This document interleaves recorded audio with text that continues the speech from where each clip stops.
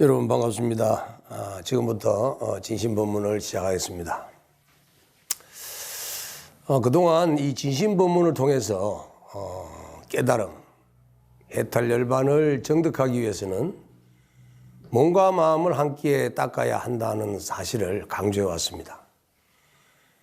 이 마음 닦는 수행에 대해서는 많이 불교 경론에서 나타나 있지만 몸을 닦는 수행법은 찾아보기가 그리 쉽지가 않습니다.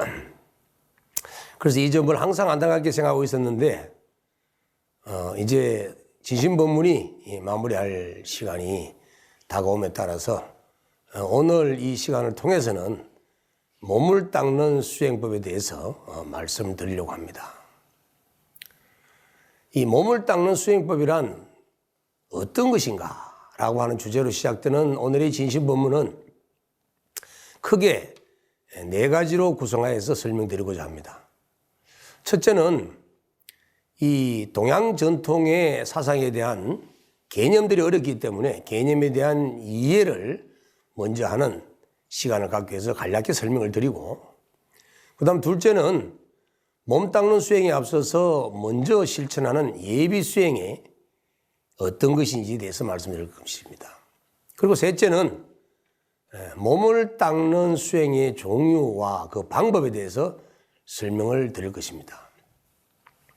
그 다음에 마지막 넷째는 이 몸 닦는 수행을 하게 되면 어떠한 이익을 얻을 수 있는가 하는 얘기에 대한 해답을 현대의학적 관점에서 간략하게 설명을 드릴 것입니다.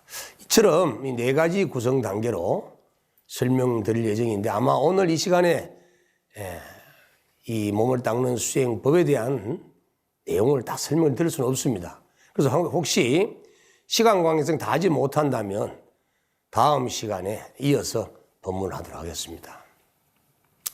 자, 먼저 몸을 닦는 수행은 왜 하는가 하는 그 당위성에 대한 문제를 가지고 한번 얘기를 해봐야 되겠는데, 불교 생리학에서는 이 4대로 구성된 몸을 가진 인간은 이미 4대가 치착된 색으로 이루어져 있기 때문에 그 특성으로 인해서 필연적으로 괴로움이 발생할 수밖에 없는 요인을 갖고 있다라고 했습니다. 또 불교 유식학에서는 심의식 등 8가지 마음 심청 구조로 이루어져 있는 이 마음은 4가지 근본 본뇌와 자아를 집착하는 이런 주관심의 작용으로 인해서 무명심이 작동되기 때문에 84,000가지 번뇌를 일으켜서 필연코 마음이 괴로울 수밖에 없다고 합니다. 또 한의학에서는 인체의 오장육부 등의 각 장부가 기쁨이나 성냄이나 슬픔이나 근심이나 생각이나 이런 그 7가지 감정인 칠정과 깊은 관련이 있다고 합니다. 예를 들자면은 간에 이상이 있으면 화를 잘 내고, 콩팥에 이상이 있으면 두려움을 잘 느끼고, 위장에 이상이 있으면 생각을 많이 하고, 심장에 이상이 있으면 잘 웃다가 잘 울고 하는 등의 이런 인간의 감정들은 오장육부의 영향을 받는다고 하는 겁니다. 이러한 한의학적 이론에 근거한다면은 각 장부의 건강 상태는 바로 우리들의 감정 발생과 아주 깊은 연관을 맺고 있다고 할 수 있는 것입니다. 그렇기 때문에 각 장부가 건강하지 못하다면은 수행자의 감정은 요동칠 수밖에 없습니다. 반대로 오장육부가 건강하다면 수행자의 감정은 안정을 얻게 될 것입니다. 또 현대의학에서는 신경세포가 어떠한 화학물질을 분비하느냐에 따라서 몸과 마음은 행복과 불행을 결정하게 된다고 합니다. 그렇기 때문에 몸에서 분비되는 이 호르몬의 변화가 마음에 직접적인 영향을 끼치게 된다고 합니다. 특히 엔돌핀이나 옥시토신, 멜라토닌, 세로토닌 등의 이런 호르몬들은 몸에서 적절하게 분비되어야만 합니다. 그 이유가 뭐냐면 이러한 호르몬들은 즐거움이나 만족감이나 행복감을 느끼게 하는 호르몬이기 때문입니다. 이처럼 몸에서 분비되는 화학물질인 이 호르몬 등은 마음에 즉각적인 영향을 끼치고 있습니다. 그뿐만 아니라 마음 또한 몸에 지대한 영향을 끼치고 있습니다. 부정적인 생각은 독성이 많은 물질을 분비시켜서 노화를 촉진시키고, 긍정적인 사고는 좋은 호르몬을 분비시켜서 부교감 신경계를 활성화시킨다고 합니다. 이 특히 긍정적인 사고와 맑고 밝은 마음 상태는 심장 박동 억제와 혈관을 확장하는 등의 심장 보호의 기능을 가진 부교감 신경계가 활성화될 뿐만 아니라 호르몬의 변화에 영향을 주어서 몸의 면역계, 생식기관 및 신경계에 매우 직접적인 영향을 미쳐서 치유에 큰 도움을 준다고 합니다. 그래서 몸의 근, 골, 신경계의 세포들이 건강하지 못하다면 안정된 심리 상태를 유지하기가 어렵다고 현대의학에서는 말하고 있는 것입니다. 이처럼 몸은 마음에 즉각적인 영향을 끼치고 몸 또한 마음에 즉각적인 영향을 끼치고 있기 때문에 몸과 마음을 함께 균등하게 닦지 않고서는 마음의 산매나 평안을 얻을 수가 없는 것입니다. 그렇기 때문에 마음의 해탈을 위해서는 몸의 구속으로부터 신경세포의 영향력으로부터 반드시 벗어나야만 합니다. 그래야만 마음이 무심이 됩니다. 비록 과거의 나쁜 업력과 현재의 부조화된 심신으로 비록 번뇌망상이 치성하게 불타오른다 하더라도 올바른 수행으로서 자율신경계를 조절하고 호르몬 분비를 균형 있게 조절한다면 신경세포들과 근경식의 영향력에 끄달리지 않고 초월하여 무념의 무심의 본성을 지킬 수 있게 되는 것입니다. 이와 같이 우리들의 몸과 마음은 유기적인 상이상관의 관계에 이르기 때문에 해탈, 성불, 열반을 위해서는 반드시 몸과 마음을 함께 닦아 몸과 마음의 구속과 속박으로부터 벗어나야만 하는 것입니다. 자, 해탈 열반을 이루기 위한 선행 조건이 무심해야 됩니다. 지금까지 이러한 연구 결과들을 토대로 판단할 때 해탈 열반을 이루기 위한 선행 조건은 무심이 되지 않고서는 불가능하다는 것입니다. 그런데 마음의 무심 상태를 유지하려면 반드시 오장육부의 건강은 물론이고 인체 내 세포들의 건강을 함께 갖추어야 한다는 전제 조건이 따르게 됩니다. 그런데 안타깝게도 불교의 수행법들에서는 마음만을 중시하고 있고 몸에 대해서는 소홀히 하고 있는 것 같습니다. 초기 불교에서 사선정의 수행을 강조한 내용에서도 그 무심의 의미가 숨겨져 있습니다. 사선정 수행 중에서 초선정을 이루게 되면 감각적인 욕망 5가지가 사라지고 이선정을 이루었을 때는 생각과 언어적인 사유작용이 사라지고 기쁨이 생겨납니다. 그러다가 3선정을 이루게 되었을 때는 기쁨마저 사라지고 즐거움과 행복감이 나타나게 됩니다. 이때 나타나는 즐거움과 행복감은 모두 몸에서 나타나는 호르몬의 변화라고 할 수 있습니다. 그러나 3선정을 지나서 4선정의 단계에 들게 되면 즐거움도 사라지고 육체의 행복감도 사라지고 더 깊은 오묘한 행복감과 평안이 나타나게 된다고 합니다. 이때 4선정에서 나타나는 행복감과 평안은 육체적 감각기관으로서 인식될 수 있는 그런 성질이 아닙니다. 그러므로 언설로 표현될 수가 없는 것입니다. 반드시 4선정에 들어가야만 알 수 있는 경지입니다. 왜냐하면 이 4선정에서 체득되는 느낌은 몸과 마음에서 일어나는 감각적인 느낌과는 절대 다른 몸과 마음을 초월한 상태에서 느낄 수 있는 진여본성의 작용인 선정의 반야작용이기 때문입니다. 오늘날 해탈 열반과 성불을 이루려고 하는 수많은 수행자들은 성속을 막론하고 올바른 수행법과 서성을 찾아서 전국을 방방곡곡 다니고 있습니다. 그러나 짧은 시간 속에서 결국 시간만 낭비하고 올바른 수행법을 찾지 못해 허생세월을 보내고 망가진 몸만 남아있는 수행자가 얼마나 많은지 불자 여러분들은 잘 알고 계실 겁니다. 이제 현대는 과학이 발달되었고 의학이 발달되었습니다. 인간의 육체가 무엇으로 이루어져 있으며 마음과는 어떠한 관계에 놓여 있는지 현대의학이 지금 밝혀내고 있었고 생명의 신비도 과학은 밝혀내고 있는 실정입니다. 특히 의학이 밝혀내고 있는 인체의 실제를 올바로 인식하지 못한 채 수행에 전념한다면 몸을 망가뜨리기가 십상인 것입니다. 결국 이 몸이 망가지면 세포들의 고통으로 마음이 무심히 될 수가 없기 때문에 산매에 들지 못합니다. 그러나 올바른 수행법으로 몸과 마음을 닦는 수행을 함께 병행한다면 4대가 화합으로 이루어져 있는 몸의 균형적 조화를 이룰 뿐만 아니라 몸과 마음의 청정과 건강이 함께 유지되어 몸과 마음의 욕망과 구속으로부터 자유로워져 무심을 이룰 수 있을 것입니다. 수행자가 올바른 수행으로 몸과 마음의 구속으로부터 자유로워져서 흔들림 없는 무심의 경지를 유지할 수 있다면 결국 진여본성의 청정자성의 본래심과 개합되어서 불교 수행의 궁극적 목적인 해탈열반 성부를 성취하게 될 것이라고 분명코 확신합니다. 지금 제가 불자 여러분들에게 설명하고자 하는 이 수행법들은 불교와 도교가 융합된 성명상수의 내단 수행법으로서 수천 년 동안 스승과 제자 사이에서 비밀스럽게 전해져 오던 수행법들입니다. 그리고 제가 이 수행법을 선택해서 여러분에게 몸을 닦는 수행법으로 전해드리는 이유에는 몇 가지 이유가 있습니다.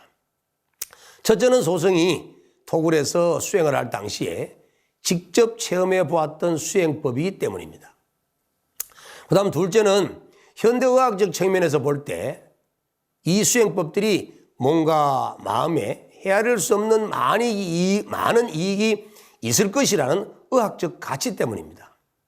또 다음 세 번째는 이 수행법은 대성불교의 자성사상, 불성사상과 도교의 내단사상이 융합되어서 탄생된 핵심 수련법이기 때문에 그렇습니다. 네 번째는 이 수행법 속에는 불교적 수행법인 계율과 사마타와 윗바사나가 조화된 치관 수행을 근본으로 하고 있기 때문입니다. 이러한 이유 등으로 인해서 이 수행법을 전해드리게 된 것입니다. 이 수행법을 불자 여러분들께서 배워서 실천한다면 정말 해탈열반을 이룩하고자 하는 불자분들에게, 수행자분들에게 많은 도움이 될 수 있으리라 저는 확신합니다. 불자 여러분, 이 과거 3000년 전 부처님께서도 제자들에게 유훈으로 남기신 수행법이 사념조 수행인데 그 수행은 몸을 시작으로 느낌과 마음과 법의 영역으로 넘어가는 일련의 지속적인 집중과 관찰을 겸한 수행법입니다. 초기 불교의 수행의 대명사로 알려져 있는 이 사념조 수행법이 몸을 관찰하는 수행부터 시작한다는 사실은 많은 의미를 갖게 합니다. 몸은 무엇보다도 끝없는 과거로부터 현재까지 이어온 과보 자체입니다.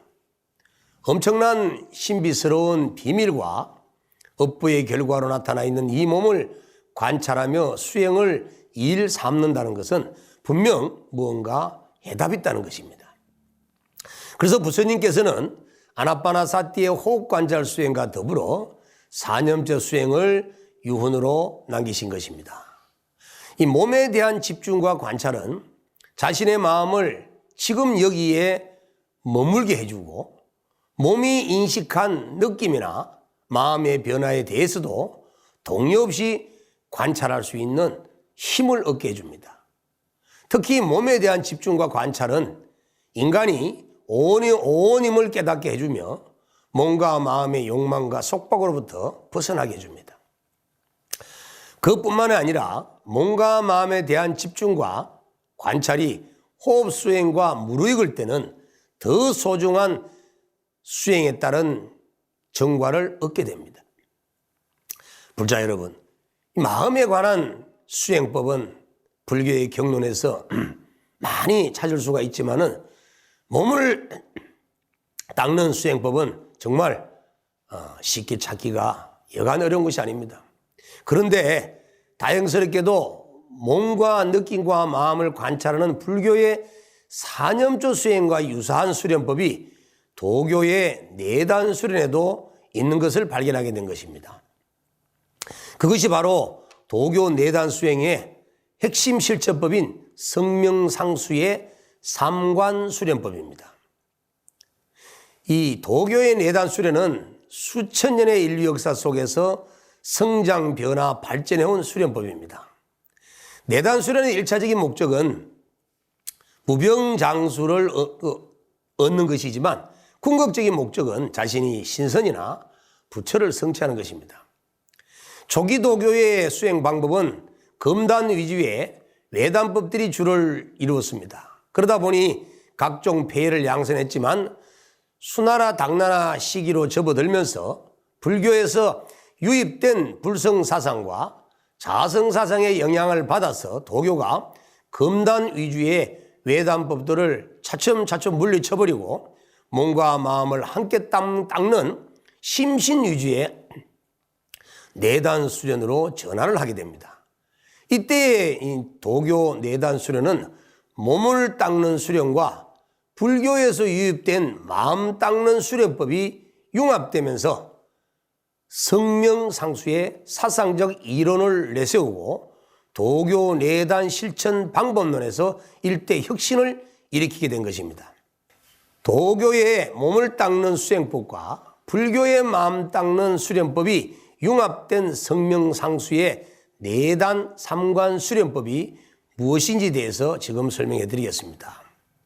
이 내단 삼관 수행은 본래 청정심에 부합한 맑은 마음의 집중력과 관찰력이 조화된 공적 영지의 마음으로 호흡 양성의 조화를 이루어서 정기신, 삼원을 합일시키는 수련법입니다.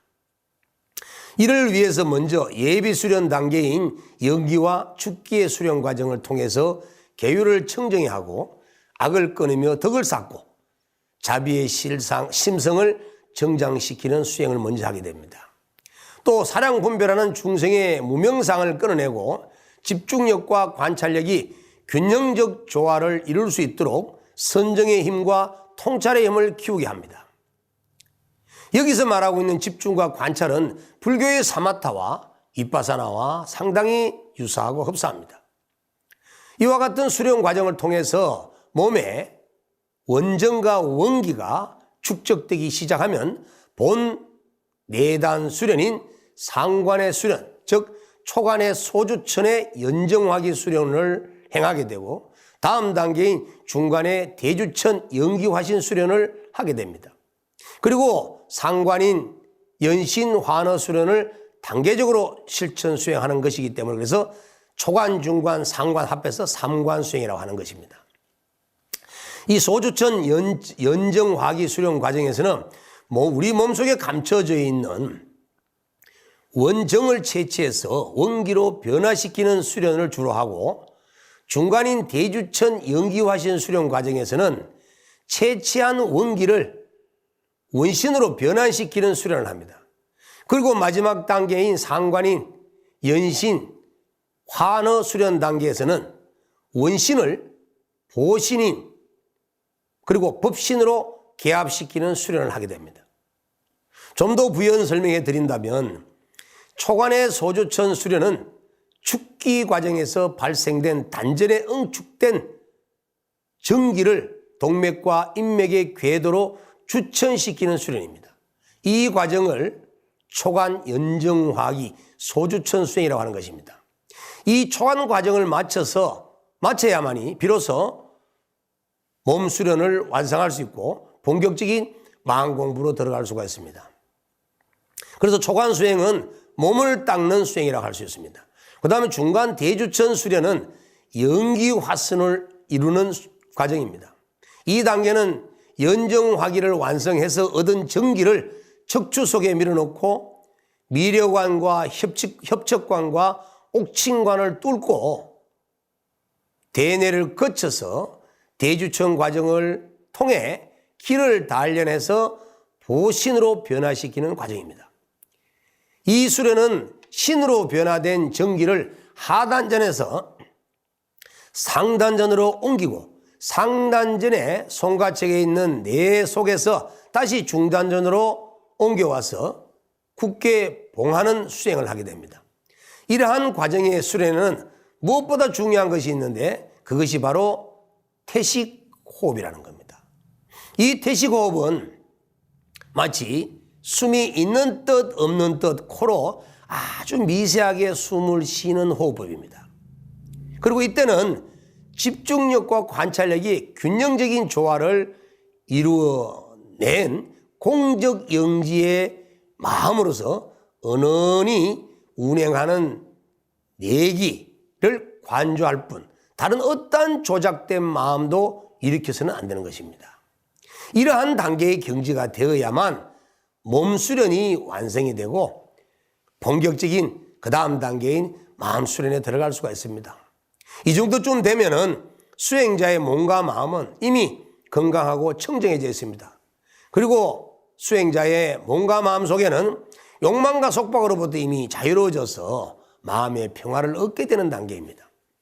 이러한 내단의 상관수련 과정을 통해서 무명업식으로 생사윤회를 일삼던 중생의 몸과 마음을 조복시키고 황골탈퇴시켜서 진여의 본성인 근본체인 법신과 개합하고자 하는 수행이 바로 불도융합의 내단 수행인 상관수련인 것입니다. 결국 내단의 상관수련 목적은 몸과 마음의 구속으로부터 완전하게 벗어나 해탈열반을 얻기 위한 수행이라고도 할 수 있습니다. 자, 불자 여러분, 이 내단 수행을 이해하기 위해서는 동양 전통의 도가 용어 중에서 특별한 개념을 반드시 이해해야 되는데 그 개념은 바로 정기신입니다. 이 정기신이라고 하는 것은 내단 수행의 사상 자체가 자신의 원신과 원기를 함께 닦아서 신과 기를 합일시켜 최종적으로 정기신을 합일시키는 사상이기 때문입니다. 동양 전통에는 사람의 본바탕에는 본래 정기신의 은결체가 몸속 깊숙한 곳에 갈물이 되어 있다고 판단하고 있습니다. 그러나 인간이 자라면서 이 정기신은 분리분산되고 또한 보고 듣고 느끼고 하는 이런 견문각지의 활동들을 통해서 정기신을 소모시켜버린다고 합니다. 이렇게 분리분산되고 소모된 이 정기신을 다시금 화합시키고 연결시켜서 정기신을 하나로 질적 합일시켜서 성화를 거듭시켜 만들어 나가는 것이 바로 내단 수행이기 때문에 그래서 이 정기신에 대한 의미를 불자 여러분들께서는 아주 분명하게 이해를 하고 계셔야 됩니다. 정기신을 질적 성화를 거듭시켜 나가야만 3계를 초월해서 부처를 이룰 수가 있는 것입니다. 이처럼 동양 전통에서는 사람은 정기신 3가지로서 이 몸을 만들어 놓고 또한 이 정기신으로서 세상에서 이 몸을 기르는 것이라고 판단하고 있습니다. 동양 전통을 이어받은 도교의 내단 수행은 정기신을 3가지 보배, 즉 3보로 삼고 있습니다. 정기신은 고대 중국의 철학사상의 중요한 범주의 하나로서 인간이 생명을 유지하는 근원적인 요소로서 정의하고 있습니다. 그리고 이 정기신을 삼원, 삼재, 삼보라고 표현하고 있는 것입니다. 전통의학에서는 인체를 구성하는 채소의 기초물질로 정을 지칭하며 인체의 생명력의 근원으로 보고 있습니다.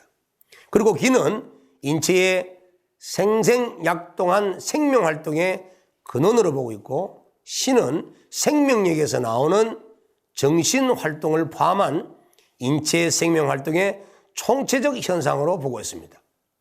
이러한 도가의 이론이 중국 의학에 영향을 주었고 그러고 난 후에 다시 의학에서의 정기신 이론이 다시 내단의 이론의 기초가 되고 있는 것입니다. 자, 이 내단 수행의 예비 수행에서 영기축기라고 하는 수행이 있는데 여러분들께서는 이 연기 축기 수행이 어떠한 수행인지 또한 이해되셔야 됩니다.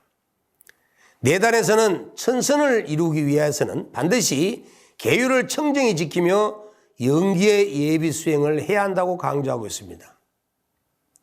연기라고 하는 것은 무슨 의미를 가지고 있느냐 하면 사량 분별하는 망념을 끊고 참된 뜻을 가지고 진여 본성에 부합하는 마음을 발현시키기 위한 예비 수련입니다. 그래서 이 연기라고 하는 예비 수행은 행위와 도덕 방면의 수행이라고 할 수 있습니다. 그래서 도를 닦는 사람은 반드시 먼저 바르지 않는 행위를 절대 해서는 안 됩니다. 나쁜 습기를 철저하게 버려야 합니다.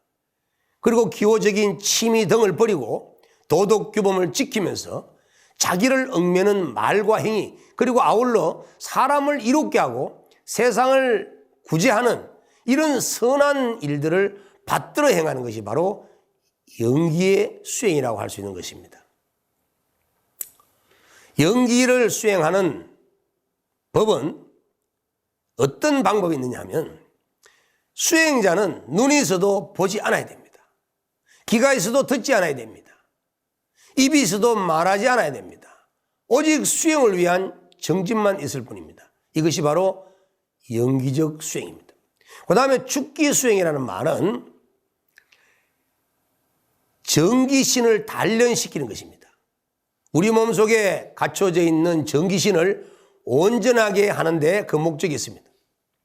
그래서 정으로서 정을 보충하고 기로서 기를 보충하고 신은 신으로서 신을 보충하는 것이다. 이것을 바로 축기 수행이라고 합니다.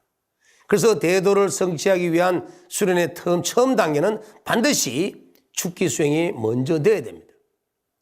그래서 축기란 내단 수련의 그 바탕을 견고히 한 이후에 선천의 길을 축적해야 하고 때에 맞춰 정장시키는 것을 말합니다. 우리 몸속에 정과 기가 왕성하면 신도 왕성해져서 법력이 커지지만 정과 기가 소모되면 신도 소모되어 약해질 수밖에 없습니다. 이 정과 기라고 하는 것은 바로 우리 몸을 구성하고 있는 가장 미세한 물질과 에너지라고 보시면 되는 것입니다. 이것이 바로 정기입니다. 이 정기가 손상되지 않고 몸에 온전하게 보존될 수 있도록 그러한 수행을 하는 것을 축기 수행이라고 하는 것입니다. 그럼 이 축기 수행을 하기 위해서는 어떻게 해야 되느냐? 첫 번째는 수시, 두 번째는 반청, 세 번째는 하모니입니다. 수시라고 하는 것은 눈을 감고 항상 내관하면서 뜻을 단전에 집중하는 것을 말합니다. 그리고 눈은 신의 문이기 때문에 눈을 쉬지 않고 밖으로 사물을 보고 분별해서는 안 되는 것입니다. 그 다음 두 번째는 반청을 해야 합니다. 반청이라는 말은 귀를 굳게 닫고 콩팥에 있는 신정, 콩팥을 길러야 됩니다. 그 다음에 귀는 정이 들락날락하는 문인데 바깥 소리에 귀를 기울여서 쉬지 않고 듣는다면 우리 몸은 정이 누설되고 맙니다. 그리고 세 번째 하모니라는 말이 있습니다. 이 하모니라는 것은 말을 하지 않고 묵묵히 귀를 지키는 것을 말합니다. 입은 귀의 문이므로 쉬지 않고 말을 하면 입을 통해서 귀가 누설됩니다. 그래서 스님들께서 수행을 할 때 무건이라는 명찰을 달고 우리가 수행하는 모습을 많이 봤습니다. 이것은 바로 몸 안에 온전한 정기신이 몸 밖으로 흐트러지는 것을 방지하기 위해서 무건을 하고 귀를 닫고 어떠한 사실을 보지 않고 마음의 눈을 떠서 항상 내면을 살피는 이런 반조의 수행을 하는 이유가, 내관 수행을 하는 이유가 바로 도가에서 말하는 축기 수행에 해당이 된다라고 할 수 있는 것입니다. 불자 여러분, 이제 지금부터는 본 수행인 상관 수행 중에서 초관 수행인 연정화기 수행에 대해서 말씀드릴 것입니다. 첫 번째는 바로 소주천의 연정화기의 수련입니다. 두 번째는 대주천의 영의화신의 수련입니다. 그 다음 세 번째는 상관인 연신환의 수행입니다. 이 소주천의 연전화기의 수련에서는 무엇보다도 집중과 그리고 무엇보다도 관찰을 중시합니다. 이 집중과 관찰이 균형적인 조화를 이루지 못한다면 또 이 집중과 관찰이 균형적 조화를 이룬다 하더라도 마음이 중생심에 노출되어 있다면 이 연정화기 수행은 하기가 어려운 것입니다. 그래서 이 연정화기 수행을 하기 위해서는 반드시 집중력을 기초로 길러야 하고 또 관찰력을 길러야 하고 뿐만 아니라 마음을 열심히 닦아서 마음이 공적 영지의 상태가 될 수 있을 때만이 연정화기의 수행이 이루어진다고 할 수가 있습니다. 그 다음 두 번째 연기화신의 수행에서는 보신이라고 할 수 있는 양신을 만들어 유포하는 수행인데 이때는 아주 깊은 선정산매인 대정에 들어가야 되기 때문에 망상이나 혼침이나 분별망상 이런 것들이 있어서는 절대 안 됩니다. 그리고 몸과 마음이 요동쳐서도 안 됩니다. 그래서 이때는 태식호흡이 그만큼 중요한 것입니다. 오늘은 여러분들에게 이 초관인 소주천 연정화기 수행에 대해서 말씀을 드리겠습니다. 불자 여러분, 이 수행자가 이 닦아야 하는 이 초관의 연정화기는 소주천 수행인데 이 소주천 수행을 왜 해야 하느냐 하면은 필요한 에너지를 우주에서 끌어써야 하기 때문입니다. 내다는 수행의 궁극적 목적을 성취하기 위해서는 많은 에너지가 필요한데 우리 인체가 가지고 있는 에너지는 한계가 있기 때문에 그래서 우주에서 필요한 에너지를 끌어써야만 합니다. 그래서 이 소주천 연정화기 수련이 필요한 것입니다. 둘째는 양관을 닦기 위해서입니다. 본격적으로 몸속에 있는 전기를 만들어서 동맥의 척추관을 통해서 미려관, 협족관 등의 상관을 뚫어 나가려고 그러면 우리 몸속에 있는 전기가 소모되지 않아야 됩니다. 그래서 이 연정화기 수행을 통해서 양관을 닫아야만 전기가 몸 밖으로 빠져나가지 않습니다. 그 다음에 세 번째, 우리 동맥이라고 하는 척추관 속에는 미려관과 녹로관과 이 옥친관이라고 하는 세 개의 기관 장치가 있는데 그걸 뚫으려고 하면은 이 연정화기 수행을 하지 않고는 뚫을 수가 없습니다. 그래서 이 상관을 수월하게 뚫기 위해서 이 연정화기 수행을 하는 것입니다. 그리고 네 번째는 몸과 마음의 구속으로부터 자유로워지기 위해서입니다. 이와 같이 소주천 수령을 통해서 진정으로 몸의 속박과 구속에서 벗어난다면 정말 우리가 얻고자 하는 불교의 궁극적인 목표점인 해탈열반 성부를 성취할 수가 있는 것입니다. 결국 초관인 연정화기 수련은 몸을 완전하게 잊어버리기 위한 수행이라고도 할 수 있는 것입니다. 자, 이 연정화기 수행을 하기 위해서는 무엇을 해야 하냐면은 첫 번째, 호흡을 조절해야 합니다. 조화된 호흡은 일반 사람들의 호흡과 다릅니다. 이 호흡을 절대적으로 조절해야만이 공적 영지의 마음 상태를 만들 수가 있습니다. 그래서 마음과 호흡이 서로 도우면서 마음과 선천적 진기가 하나가 되어야만 이 세 가지 관문을 뚫을 수가 있는 것입니다. 호흡을 할 때는 마음이 숨과 함께 서로 합일되지 않으면 조절되지 않습니다. 또 마음이 호흡과 합일되었다 하더라도 마음이 흐트러져 제멋대로 돌아다닌다면 참된 호흡의 도에 맞지 않기 때문에 조절되지 않는 것입니다. 그래서 나를 잊고 대상 경계를 잊을 수 있으면 상에 집착하지 않게 되고 기가 단전으로 들어가서 명예의 뿌리를 잃지 않게 되는 것입니다. 마음에 있지도 않고 조작하지도 않아서 있는 뜻 없는 뜻 잘 보존하는 것이 바로 올바른 조식입니다. 즉 진여 본성에 부합하는 공적영지의 마음 상태가 되어야만 올바른 조식을 할 수가 있습니다.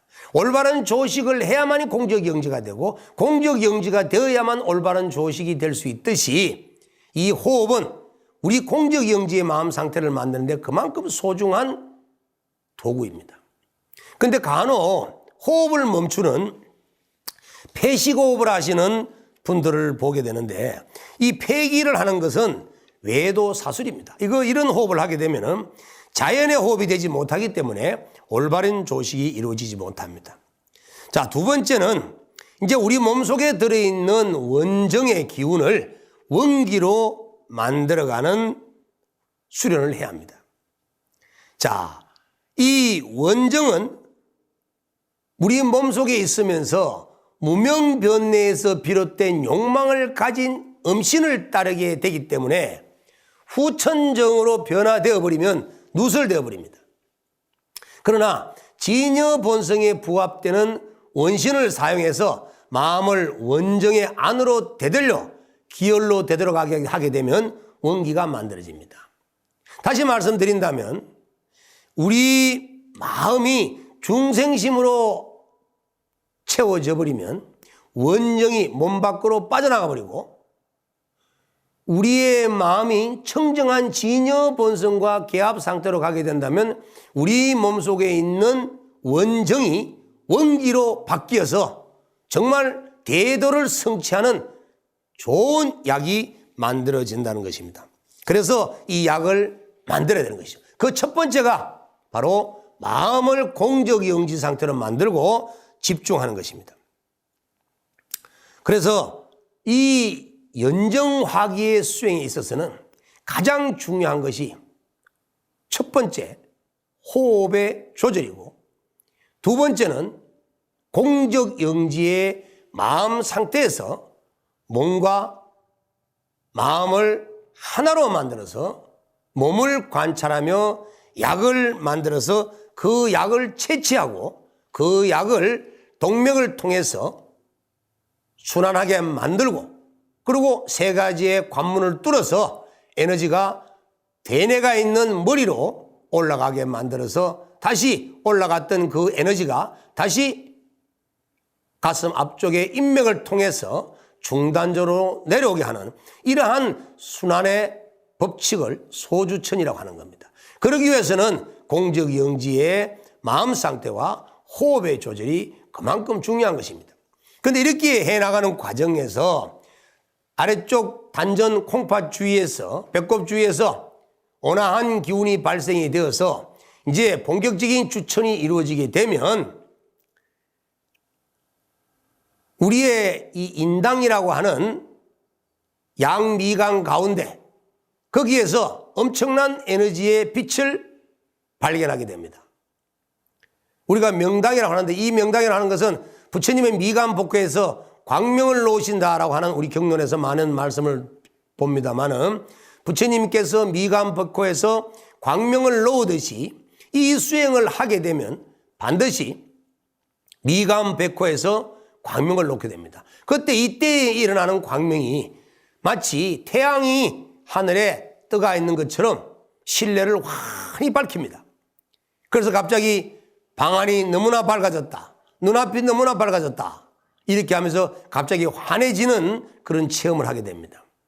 그렇지만 그런 밝은 상태가 지속된다 하더라도 계속 단전에 의식을 집중하면서 공적영지의 마음 상태로 그리고 호흡을 조절하면서 집중과 관찰을 계속 균형 있게 만들어서 지속하다 보면 이렇게 미간 백호에서 광명이 비치는 일이 또 시간이 지나면 또다시 나타납니다.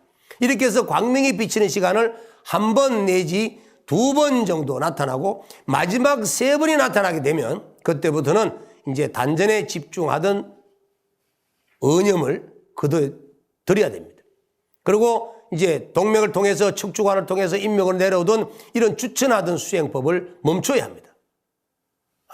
이렇게 이제 하는 것을 지화라고 하는데 이러한 과정을 통해서 수행하는 수행자의 몸에서는 엄청난 에너지가 이미 만들어지고 전기신이 합일되었고 원기로 만들어졌고 이 원기가 온몸 구석구석을 돌면서 이제 수행자가 본격적 성자로 나아갈 수 있는 몸의 토대가 이루어진 상태가 된 것입니다. 이러한 수행의 단계를 바로 소주천 수행인 연정화기, 정을 단련시켜서 기로 변화시킨다라고 하는 소주천 수행인 것입니다. 불자 여러분, 이러한 상관 수행을 하는 과정 속에서 심화된 집중과 관찰을 통한 몸과 마음의 이완 상태는 우리 몸의 뇌와 근육과 뼈 그리고 신경계에 또 몸에 있는 모든 세포에 이로운 변화를 일으키면서 뇌의 움직임을 느리게 하여서 뇌 전도상으로 알파파를 많이 발생시킨다고 합니다. 이 알파파는 신체의 뇌와 호르몬 계통에 여러 가지 긍정적인 변화를 일으키며 건강을 정진시킨다고 합니다. 불자 여러분, 이 연정화기 수행은 비록 도가에서 시작되어서 불교의 사상을 만나 불교와 도가가 융합되는 과정 속에서 성명상수의 내단 상관 수행으로 자리매김하면서 오늘날까지 보급되고 있지만 이 불교의 사상과 정신이 녹아들어 있고 또 몸을 닦는 수행으로서 이 시대에 가장 걸맞는 수행법의 기술과 원리가 들어있는 이 수행법을 우리가 불교가 아니라고 하는 점에서 방치를 한다면 이것은 너무나 아쉬움이 많지 않냐 생각합니다. 그래서 지혜로운 불자라면 이러한 상관 수행에 대한 관심을 가지고 좀 더 이런 수행을 통해서 몸을 닦는 수행을 아울러 곁들여 한다면 여러분이 깨달음의 세계로 나가는 데 있어서 좀 더 빠르고 바른 길로 나아가지 않나 생각합니다. 다음 시간에 이어서 이 연정화기 수행에 대한 부분을 좀 더 설명해 드리기로 하고 오늘 진심법문은 이것으로서 마치도록 하겠습니다. 여러분 감사합니다. 다시 성불합시다.